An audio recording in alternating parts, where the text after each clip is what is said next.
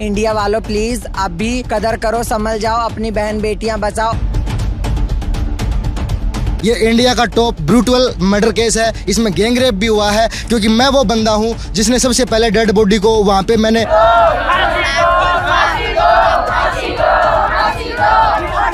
आज 6 दिन हो चुके हैं। 6 दिन से उस गांव में किसी का चूल्हा भी नहीं जला है। उस बेटी से पूछो जिस बेटी को तेजाब पिलाया गया, जिस बेटी की गर्दन काट दी गई। सच्चाई तो ये है, उसकी बच्चेदानी गायब है, उसकी किडनियां गायब है। आप सबके साथ गलत करते हो। जो भी आपके थाने में जाता है उनके साथ गंदा व्यवहार करते हो।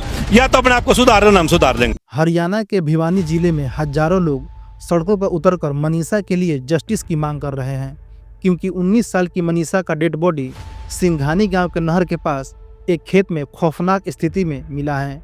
मनीषा की दोनों किडनियां और बच्चेदानी गायब था और गले के ऊपर करीब 30 सेंटीमीटर गहरा घाव का निशान था।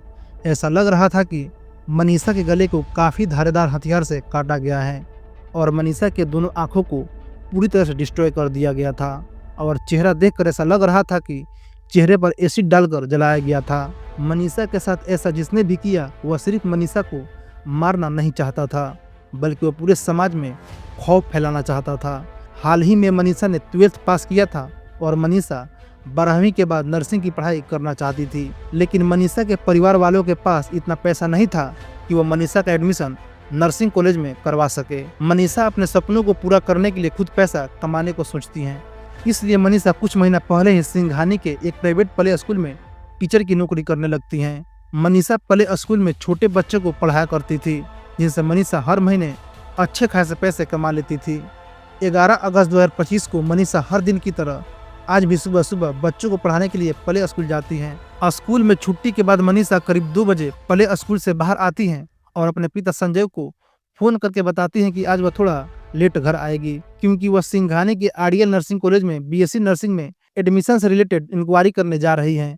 काफी शाम हो गया, लेकिन मनीषा अब तक घर नहीं लौटी थी। शाम के 6:30 बजे मनीषा के पिता संजय के मोबाइल पर मनीषा के नंबर से कॉल आता है, लेकिन जब तक संजय कॉल रिसीव करते तब तक कॉल कट जाती है। संजय 6:26 पर मनीषा को रिटर्न कॉल करते हैं, लेकिन मनीषा का फोन स्विच ऑफ बताने लगता है। अब संजय का मन भारी होने लगता है और उसे अनहोनी का डर सताने लगता है। संजय तुरंत उस नर्सिंग कॉलेज में पहुंचते हैं जिस कॉलेज में मनीषा बीएससी नर्सिंग में एडमिशन रिलेटेड जानकारी लेने गई थी। संजय जब अपनी बेटी को ढूंढने के लिए सिंघानी के आइडियल नर्सिंग कॉलेज पहुंचते हैं, तब वहां पर संजय को कॉलेज के 3 कर्मचारी दिखाई देते हैं। तीनों लोग शराब के नशे में धुत थे।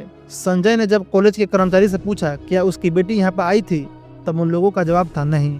संजय उसी समय पुलिस नंबर पर कॉल करते हैं और कुछ देर बाद वहाँ पुलिस पहुँच जाती है।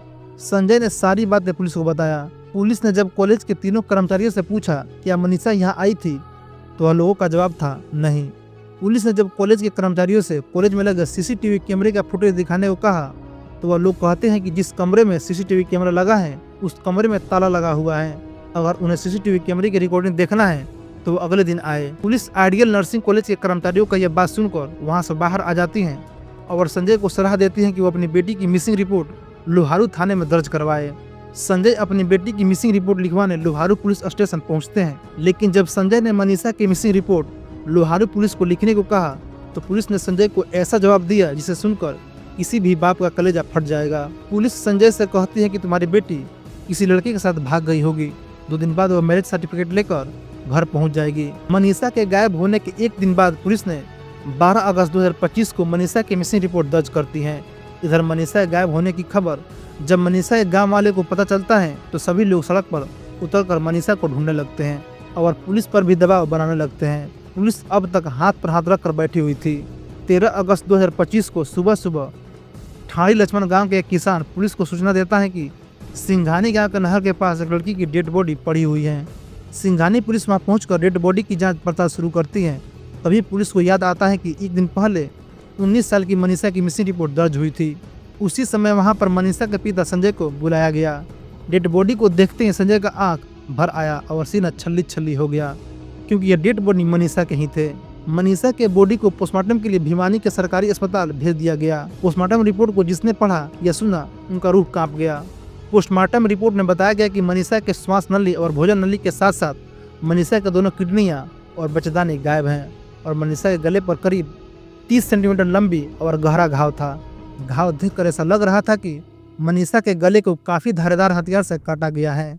इतना ही नहीं, मनीषा के दोनों आंखों को पूरी तरह से डिस्ट्रॉय कर दिया गया था और मनीषा का चेहरा देखकर ऐसा लग रहा था कि मनीषा के चेहरे पर एसिड डालकर जलाया गया है। मनीषा के पोस्टमार्टम रिपोर्ट आते ही मनीषा के परिवार वालों के साथ साथ हजारों लोग सिविल अस्पताल में ही धरने पर बैठ जाते हैं और मनीषा का शव लेने से इनकार कर देते हैं। सभी लोगों का एक ही बात कहना था कि जब तक मनीषा के गुनहगार पकड़े नहीं जाएंगे तब तक हम मनीषा के डेड बॉडी को नहीं ले जाएंगे और उनका अंतिम संस्कार भी नहीं करेंगे। मनीषा को न्याय दिलवाने के लिए हरियाणा के कई जगहों पर हजारों लोग सड़कों पर उतर आते हैं। धीरे धीरे ये मामला काफी ज्यादा हाईलाइट हो जाता है।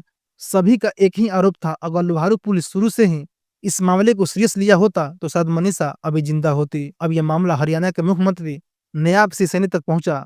तब 15 अगस्त को भिवानी के एसपी मनवीर सिंह का ट्रांसफर करवा दिया गया और लोहारू थाना के एसएचओ के साथ साथ 5 पुलिस वाले को सस्पेंड कर दिया गया और भिवानी के नए एसपी सुमित कुमार को जांच करने का निर्देश दिया गया।